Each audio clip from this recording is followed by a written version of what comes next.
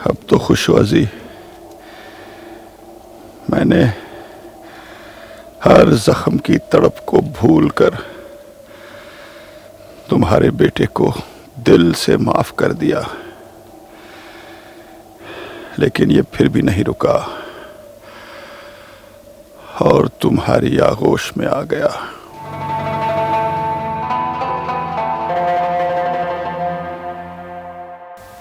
यकीन मानिए, मुझे बिल्कुल मालूम नहीं था कि वो आपको छोड़कर आए थे। जब उन्होंने बताया तो बहुत देर हो चुकी थी। टिंकू पैदा होने वाला था। हमारी इस एक भूल ने हमें कितना तड़पाया। नहीं तो वो आपसे बहुत प्यार करते थे और जिंदगी भर करते रहे। हालात वक्त के दायरे में बंधे हैं। कब किसे क्या होगा किसी के हाथ में है क्या? आप तो बहुत ऊंची बातें करती हैं। मैं एक कमजोर बेसहारा औरत, मैं क्या समझूं इन बातों को।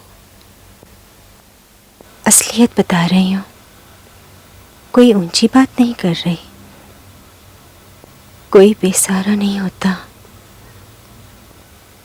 सबका सहारा तो अल्लाह है। और फिर हम सब जो हैं, मन मैला ना करो। अब इस बच्चे को देखकर जियो जो उनकी अमानत है। तो आपने मुझे माफ कर दिया? बहनें एक दूसरे को आप नहीं कहती, मुझे तुम कहो। तुम नहीं जानती तुमने मुझे किस तकलीफ से छुटकारा दिला दिया।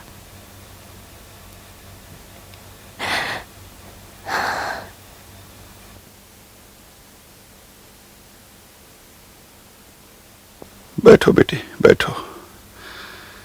वो टिंकू कह रहा था कि तुम बंबई जा रही हो, यहीं रहो। वापस आऊंगी। उन्हें इस मिट्टी को सौंपकर मैं भी इस मिट्टी से बंध गई हूं। वहां बंबई में उनकी बहुत सी यादें हैं। उन्हें समेटकर वापस आ जाऊंगी। बेटी, इस पानी से रिश्ता बनाए रखना बहुत मीठा है।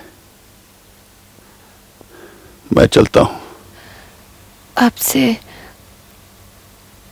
कागजात के बारे में? क्या? वो वसीयत? वो बिलाल और टिंकू के बीच का मामला है, मैं इसमें नहीं पड़ूंगा। वो दोनों फैसला कर लें। बैठो तुम दोनों।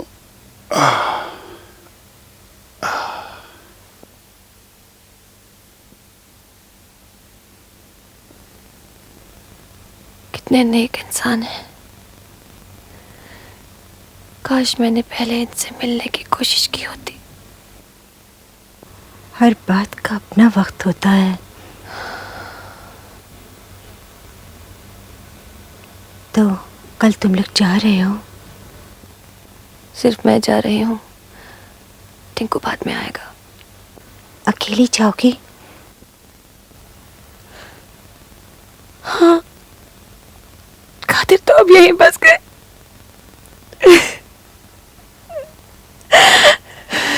अल्लाह पर भरोसा रखो,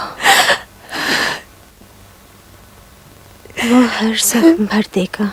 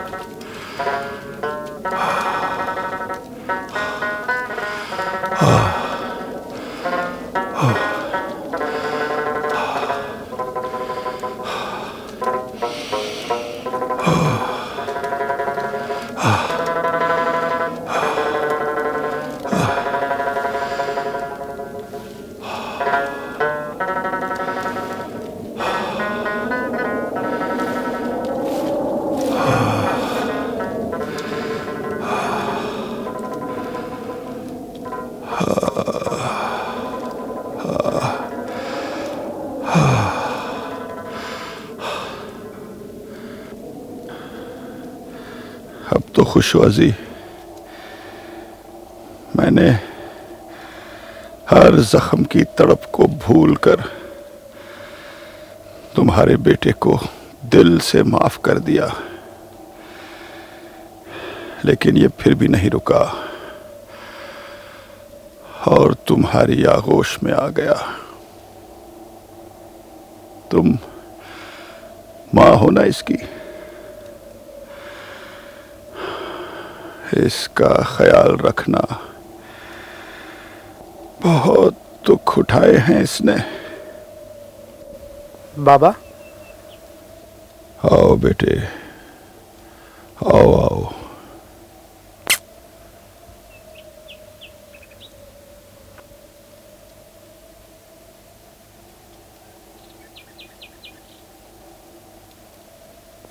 बाबा आप यहाँ बैठे हैं, वहां सब आपकी राह देख रहे हैं। अरे बैठो बेटे, बैठो यहाँ थोड़ी देर। तुम्हारी दादी को ये जगह बहुत पसंद थी। हम दोनों यहाँ घंटों बैठते और दुनिया के सारे दुख दर्द भूल जाते। तभी उसे यहीं सुला दिया है। कितनी खूबसूरत लगती है हमारी झील यहां से। बेटे, तुम्हारी दादी के पहलू में वहां थोड़ी सी जगह है, मुझे वहीं दफन करना। बाबा, आपने तो वादा किया था कि आप अब कभी ऐसी बातें नहीं करेंगे। बेटे, मैं कौन सी अनहोनी बात कर रहा हूं। सैकड़ों साल पुराना मजबूत चिनार का पेड़ भी एक न एक दिन तो गिर ही जाता है। बेटे, हमारे यहाँ एक बहुत बड़े शायर हुए हैं, महजूर साहब। वो कहते हैं कि पतझड़ में फूल मुरझा जाते हैं, सूख कर गिर जाते हैं, लेकिन बाहर आते ही वो फिर सूखी शाखों पे खिल उठते हैं। इसी तरह जिंदगी मौत के साए में पनपती है, जवां होती है। इसलिए मौत से मत डर। फिर आप क्यों मौत से डरते हैं? अरे बेटे, डरने की बात किसने की? मैं क्यों डरूं मौत से? तुम्हारी जिंदगी की सूरत में मुझे एक नई जिंदगी मिली है। इस बच्चे में मुझे एक नई सुबह की रोशनी मिली है। मरकर भी मैं तुम में जिंदा रहूंगा और ये कारवां चलता रहेगा। और ये मल्ला, ये हाजी, कभी इसका हिस्सा बनकर और कभी इससे कटकर अपने बाजुओं का पसीना इसके पानियों में घोलते रहेंगे। मौसम बदलेगा, देश परदेश के सैलानी आएंगे, इसकी बहार लूटेंगे। खिजा आकर जमीन पर रंग ही रंग बिखेर देगी और उसके बाद चिनारों के पत्ते लाल हो जाएंगे और एक एक करके गिर जाएंगे।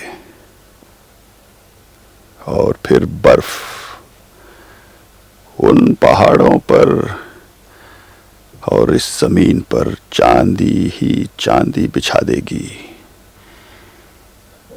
जिंदगी जमकर यख बन जाएगी। लेकिन ये मल्लाह चलता रहेगा। उस यख को तोड़कर, उसे चीरकर, उसे काटकर ये मल्लाह चलता रहेगा, चलता रहेगा, इस उम्मीद पर कि फिर नई बहार आएगी।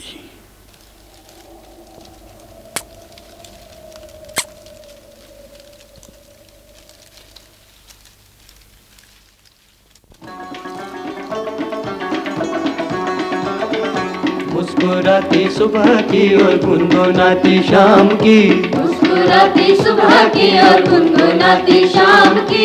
ये कहानी गुल की है, गुलशन की है, गुलफाम की।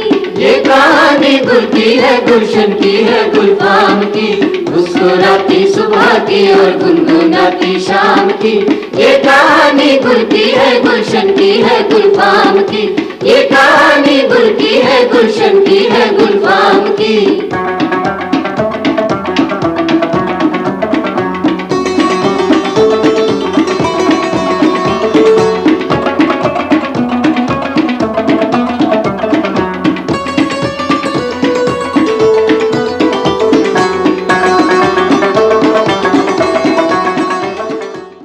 अगर वीडियो पसंद आया तो लाइक, शेयर और सब्सक्राइब जरूर करें।